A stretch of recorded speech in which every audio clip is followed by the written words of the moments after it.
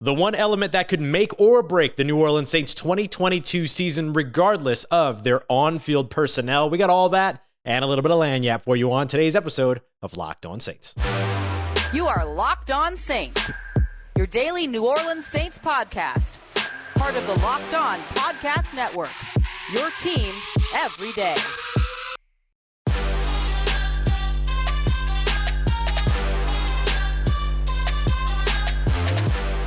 What is good, Who Dat Nation and Who Dat family? Welcome into this Tuesday episode of Locked On Saints, your daily podcast covering the New Orleans Saints, part of Locked On Podcast Network, your team every day. Thanks as always, making Locked On Saints your first listen of the day every day. Don't forget that we are free and available on all platforms, including on YouTube as well. And I'm your host, Ross Jackson, at Ross Jackson Nola on Twitter, every day over at USA Today's Saints Wire, Tuesdays on Locked On NFL, and every Monday through Friday here on Locked On Saints. And in today's episode, I want to break down what it is that is the single element that could make or break the New Orleans Saints season in 2022, despite all of the fantastic personnel additions that they've made over the course of this offseason. So we'll start off with a wider focus, and then we'll focus in on one of those big question marks and how that impacts the Saints going into next year. Then we're going to wrap up with a quick look at how some of the national media is perceiving the New Orleans Saints, one big-time personality looking at the New Orleans Saints as a playoff team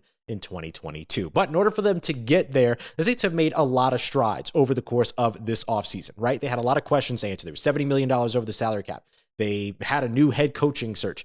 Are they going to be able to fill the roster spots of outgoing free agents like Marcus Williams and Tyrann Armstead? So far, the Saints have been able to answer most of those questions with, at the very least, a very optimistic perhaps, right? When it comes to filling in for Tyrann Armstead, maybe that's the last big question mark for them. But otherwise, with additions like Olave and Marcus Maye and Tyrann Matheiu and Jarvis Landry, they've answered a lot of the questions that are there. But there's one question that remains that could impact greatly their ability to be successful in the 2022 season, and it has nothing to do with personnel. Instead, it has everything to do with play calling. Play calling is going to be the big X factor for the New Orleans Saints in 2022. So remember, your play callers this year going into this season are going to be Pete Carmichael, full-time on the offensive side, and still Dennis Allen, as we expect, for at least at this moment, as we expect. Even though he's taken over head coaching responsibilities, it seems he still wants defensive play calling responsibilities, so not too much to change over on the defensive side. But there are big question marks surrounding all this. Now, I will say, on top of playmaking, on top of play calling, there is playmaking, right? The personnel that you put on the field has to be able to execute. That goes for every team across the NFL. That's nothing special. But now things are very different in New Orleans in terms of play calling for the first time in, let's say, at least the last, 7 years since Dennis Allen took over as the primary play caller over on the defensive side partway through that season. So when we look at the Saints and what it is that they're going to have to be able to prove early on in the season, it's the cohesion of the units, but also the cohesion between the coaching staff and their ability to communicate and make the right play calls for the talent that they have on the field. You have less time with pads on practice. You have less time for practice. You have fewer preseason games. That means that early on in the season, some of these things might be a little bit more loose than we're used to seeing, but how quickly can they button them up? How quickly can they tighten up? Those are going to be big time factors. So let's look at both the offense and the defensive side. We'll start with the defensive side because that maybe is where you're going to see the most cohesion, but there's just some interesting changes there that are going to be really interesting to see. That's why they're interesting changes. So we know that Dennis Allen wants to retain play calling responsibility. So the expectation there is to kind of sit back and say, okay, the defense is good. But now Dennis Allen has a lot more responsibility, and there are two defensive coordinators that are going to be there as well with input. Make no mistake about it. They will have input. Chris Richard as well as Ryan Nielsen, so your secondary coach and your defensive line coach, respectively. Chris Richard does a lot of the red zone play calling. He has a lot of input there in terms of situational play calling. So expect there to be some communication between he and Dennis Allen in terms of what those play calls look like and how that could potentially impact that area of the game altogether. Dennis Allen's wider focus now around the team may mean good things for the offense, but does it distract too much from the defensive side? I think this is Dennis Allen's baby, right? Dennis Allen has sort of raised this defense to be the grown man defense that it finally is. this top 5 scoring defense that we've seen over the course of the last 2 years, and that makes a big impact. So I expect you're not going to see too much drop off over on the defensive side, especially with the communication between Chris Richard, Ryan Nielsen, and Dennis Allen being nothing new. They're still familiar with each other. They still will have sort of the split focus of defensive line / front 7 and secondary while Dennis Allen is looking over everything else. The biggest thing is just going to be, does the game planning leading to the play calling end up taking up a hit because of the fact that Dennis Allen is now in charge of so much? And I think that's a reasonable question. And I think we just kind of have to see where things go for Dennis Allen and the Saints in order to be able to see all of that come to fruition. Now, Dennis Allen knows what works in this defense. And the other big piece that's going to be maybe a bit of a factor here is how versatile the secondary is. Does that make things more convoluted, or does that make things simpler for Dennis Allen? Because you can have Marcus Maye play in the box or a deep safety role. You can have Tyrann Matheiu play in the box or in the slot or as a split safety or even in a deep safety role. Some of those things you can also do with PJ Williams and CJ Gardner-Johnson. So does the versatility of the secondary end up making things a little bit easier for Dennis Allen in terms of those play calls? Because effectively, he's going to be able to have sort of these puzzle pieces, these chess pieces that he can move around and that he can make play calls specifically with that in mind, which might keep him a little bit more ingrained into what the breadth of the defense needs to be. Can he kind of breathe with that defense and make the play calls that are right on those same situations? One of the things that I've always loved about Dennis Allen's play calling is how aggressive he is on third down. He'll send blitzes. He'll send the house. He will sell out to make sure that he gets pressure on the quarterback. He will run stunts. He will do it all to make sure that you can get after the quarterback on an obvious passing situation like a 3rd and medium or a 3rd and long. I wouldn't expect that to change, especially now that you have so many experienced blitzers in the secondary with PJ Williams and CJ Gardner-Johnson and Tyrann Matheiu, and even to an extent, Marshawn Lattimore and Paulson Adebo have been asked to do that as well as the great work that they do in run support. Maybe Alante Taylor gets involved in that as well with his sprinting speed. So there's a lot of different ways for Dennis Allen to be able to maximize the skill sets of his secondary, and the way that in terms of the symbiotic relationship between secondary and pass rush ends up benefiting the front 7, front 6 a lot of times for the New Orleans Saints as well. So Dennis Allen's got a lot of new toys, he's got a lot of new pieces, and he has a lot of aggression. Those things should be able to come together nicely, but if they don't, you're going to see blown coverages. You're going to see missed opportunities on the quarterback, things like that could end up kind of rearing back and biting them in the rear end. So be careful around all of that. So we'll see how that all pans out. But there's one specific piece. It's Dennis Allen's aggressiveness that makes me very comfortable when it comes to the defensive side, and his aggression should end up having a positive impact over on the offensive side as well. Pete Carmichael is going to be calling the plays here. Let's break all of that down as we continue on, and how Dennis Allen's aggression impacts Pete Carmichael and the New Orleans Saints offense. We got that coming up for you as we continue on with today's episode of Locked On Saints. But before we get to that, I'm going to remind you about a story I said in yesterday's podcast, having replaced side view mirror glass, which is super easy to replace on your own, but that they're going to charge you like crazy for the parts and labor at the, let's just call them the name brand store around the corner. That's why Rock Auto is here. Rock Auto helps you out by making sure that you're not paying a ton of money for a bunch of stuff that should be easy to get a hold of, right? That should be cheap in terms of parts, and in some cases actually provide you the opportunity to do the labor yourself when you can find like all these YouTube tutorials and everything. Now, don't ask me to change out an engine or change out a carburetor or anything like that, but if you want me to change out side view glass mirror glass, I would be happy to do that on my own. I don't need to go and pay somebody hundreds and hundreds of dollars to get it done. I can buy the part for nothing over at Rock Auto, because you're going to be able to find all the parts for whatever car, truck, vehicle, whatever it is that you're driving at 30, 50, sometimes 70% off in terms of what you would find over at those stores around the corner, and be able to replace it on my own when it's super nice and super easy, and especially when the weather's still pretty nice outside. So go check them out, rockauto.com. Extensive collection, everything you need for your car, truck, or vehicle. Don't forget to let them know that Locked On sent you. We're writing Locked On in the How'd You Hear About Us section. Amazing selection, reliably low prices, and all the parts your car will ever need at rockauto.com.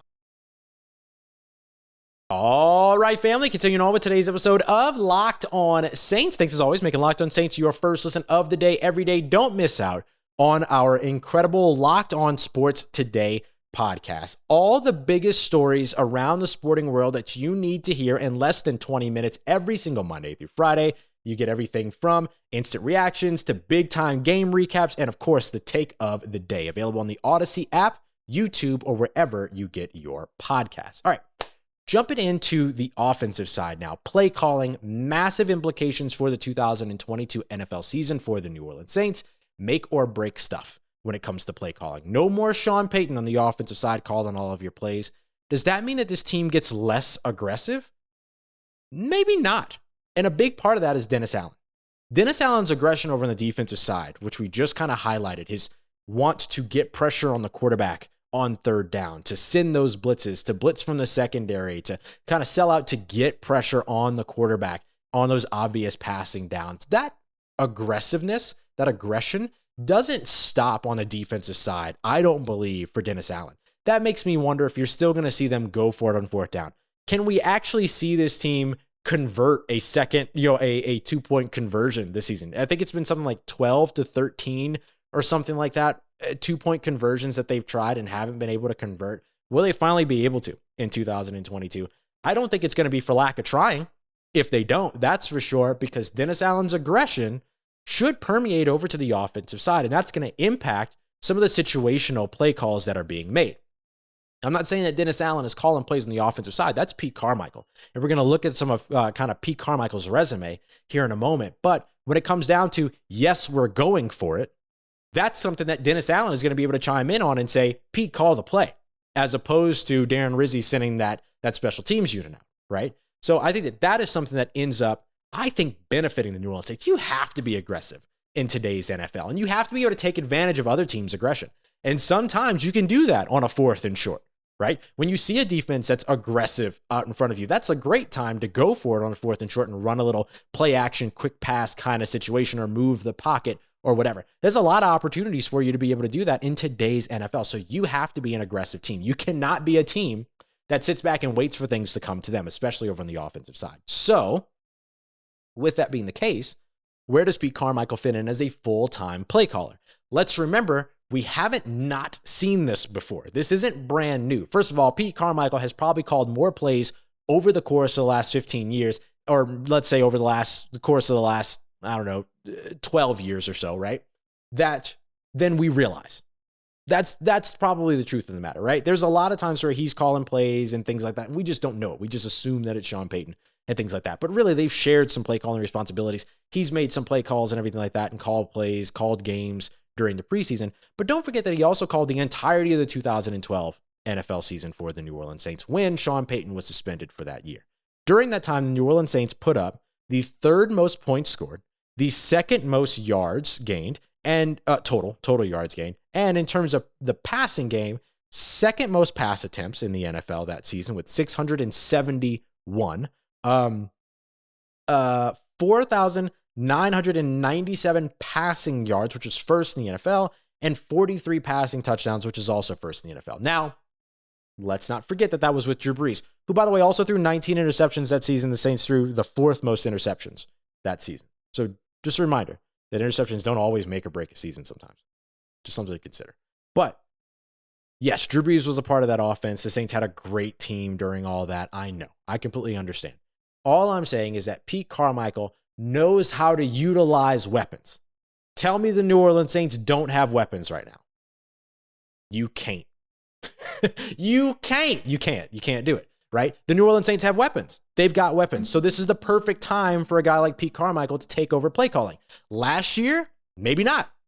Maybe that wouldn't have been as advantageous, but it's pretty advantageous this season because now instead of you having to utilize the scheme to elevate the talent, there's talent to complement the scheme. And Pete Carmichael was a huge part of building that scheme ever since he took over as offensive coordinator, in 2009, 2008? After Doug Marrone was the offensive coordinator for a couple of years. So he has helped to build this offense right alongside guys like Joe Lombardi, right alongside guys like Drew Brees and Sean Payton, none of which are in the building anymore. Meaning that Pete Carmichael is the last guy, right? He's the last guy in terms of how to build and run this offense. One more thing that I'll take a look at here when it comes to Pete Carmichael is that it wasn't just the 2012 season. don't forget that he also called the last, most of the games in 2011 because, unfortunately, during the, the October 16th game? Yeah, the Tampa Bay Buccaneers game where the Saints lost. They were 4-2 after that game. Sean Payton had a sideline collision, tore his ACL, had to go up to the booth for the rest of the games. So then the very first game that was full-time, Pete Carmichael calling plays in 2011, that was against the Indianapolis Colts, a game that you might remember being a 62-7 blowout. So this was still a team in 2011, which, by the way, held the record for the most passing yards or the most yards gained in a single season. 7,474 yards. Number one. And a lot of that season was Pete Carmichael. Now, again, he had weapons at his disposal. Drew Brees was the quarterback. He was throwing to players like, first of all, he had a great running back stable. Geez, Mark Ingram, Pierre Thomas, Darren Sproles, Chris Ivory. I mean, everybody in the run game. Wow, I really did not do a good job putting that sentence together.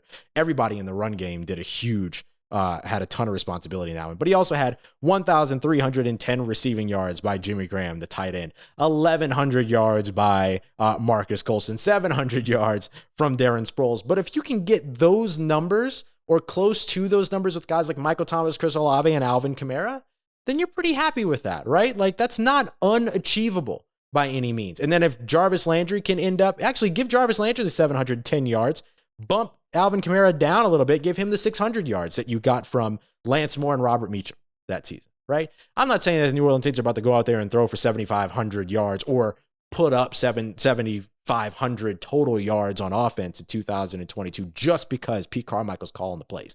But let's not pretend like Pete Carmichael hasn't made this happen before. That's my thing.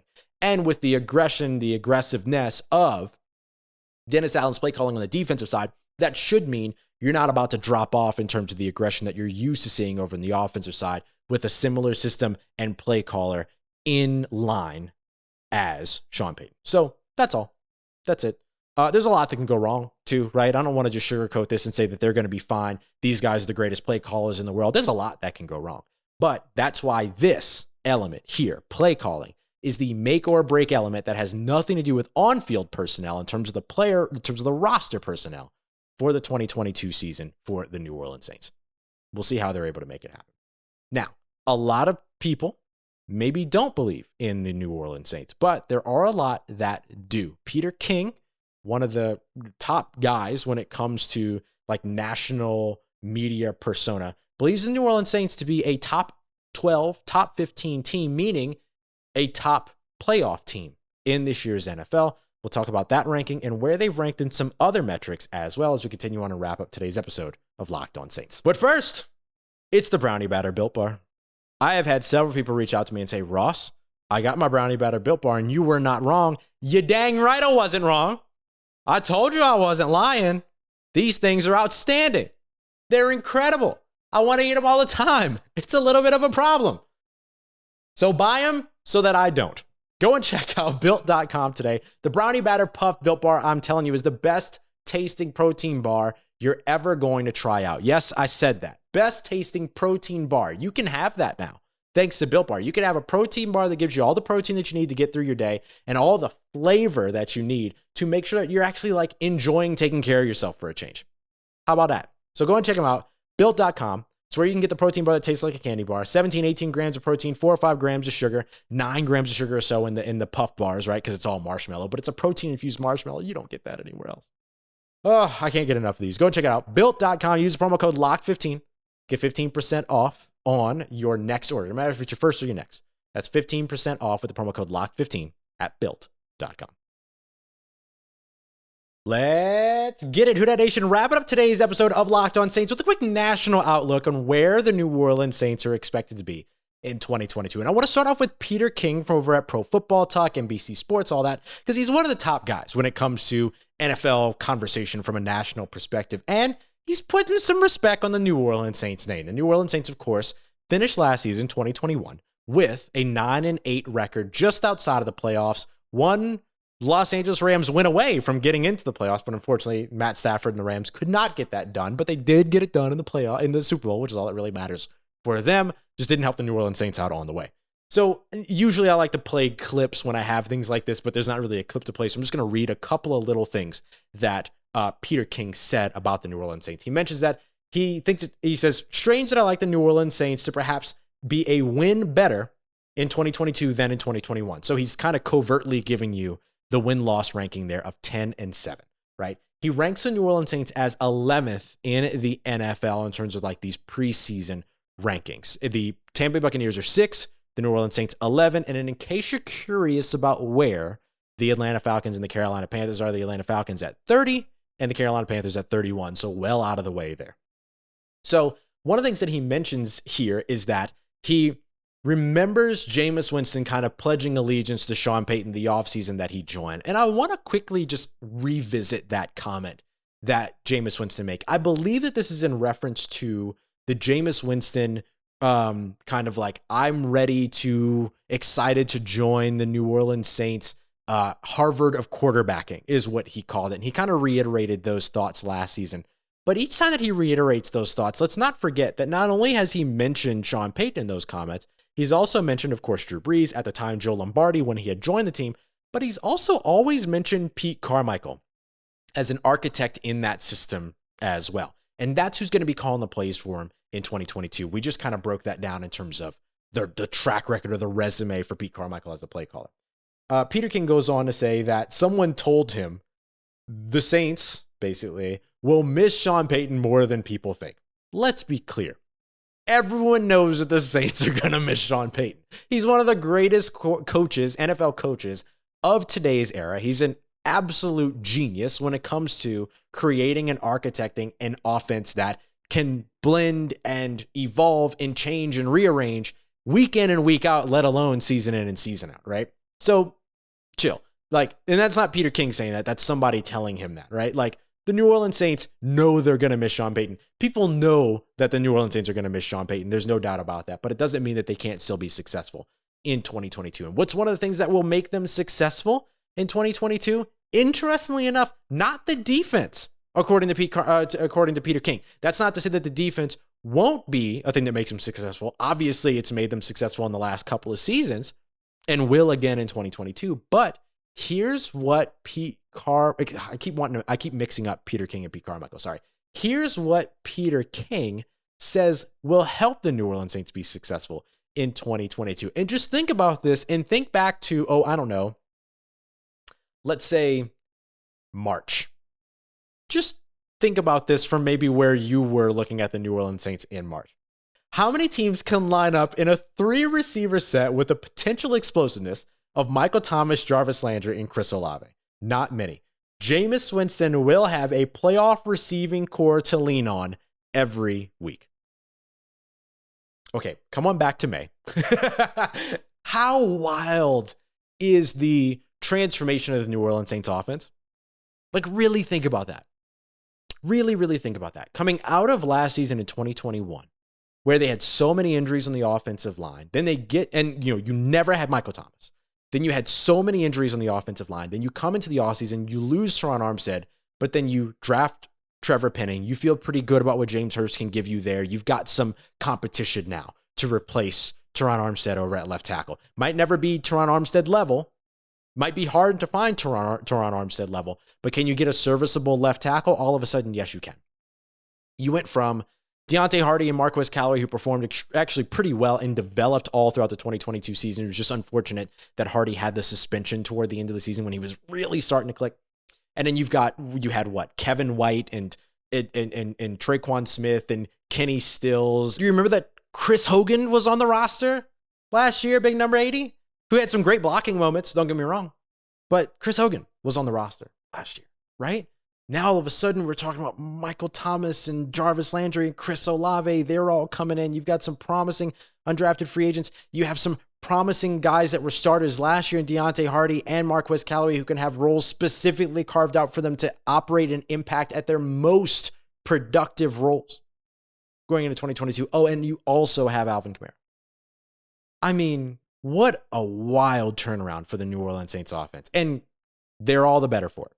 Now, not every analyst is as positive about the New Orleans Saints as Peter King and Dan Orlovsky, right? You look at guys like Ross Tucker, who believe that they're going to miss the playoffs in 2022. You look at, some of the other analysts that have projected them as having, I saw somebody project them as having like 6 wins in 2022. I don't think it's going to be that desperate in New Orleans, barring, another big injury or something like that. But you can see already one of the reasons why the New Orleans Saints, according to Vegas, is around like that 7 to 9 win total is because no one knows what to do with them.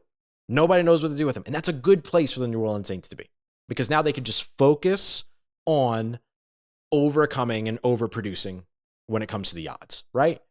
They are now in an opportunity here to where they can very easily operate above expectation. And if they can finish here this season 10-7, I've got them at 12-5, but if they finish at 10-7, and I might be a little biased, of course, because I cover the team and close to the team, I'm excited about what the team's doing, all that.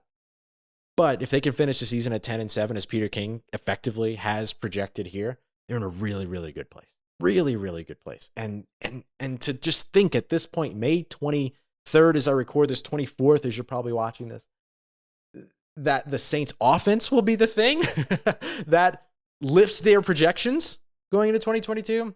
Pretty incredible work by this New Orleans Saints front office in terms of what they've been able to do, especially starting this offseason. $70 million over the salary cap when they were $100 million over the salary cap before. As we mentioned, they built in mechanisms knowing that was going to happen and that they can restructure contracts and all that stuff. But wow, just wow.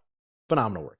So we'll see. We'll see where the New Orleans Saints end up. But play calling, of course, is going to be a big part of it. Okay, coming up tomorrow, it's a Wednesday, so we're going to dive more into midweek fundamentals. Last week, we broke down wide receiver route trees and running routes and what it is that's going to make the New Orleans Saints better there. Now let's look at the deep safety conversation for the New Orleans Saints. Marcus Maye, Tyrann Matheiu, who's it going to be? And why is this so important to the New Orleans Saints defense? We'll dig in. We'll get into the nitty gritty in tomorrow's midweek fundamentals episode of Locked On Saints. I appreciate you as always for making us your first listen of the day every day. For your second listen, go ahead and check out Locked On NFL, giving you all the news you need around the league in less than 30 minutes. Don't forget Locked On Pelicans as well. I appreciate you as always for making me a part of your day, for everything that you need in between these episodes. Until I see you tomorrow, make sure you follow me on Twitter at Ross Jackson, NOLA. Hit me up. Let me know how the family's doing. Let me know how you're living. Let me know how you're momming them. And trust you, that nation. I'll holla at you.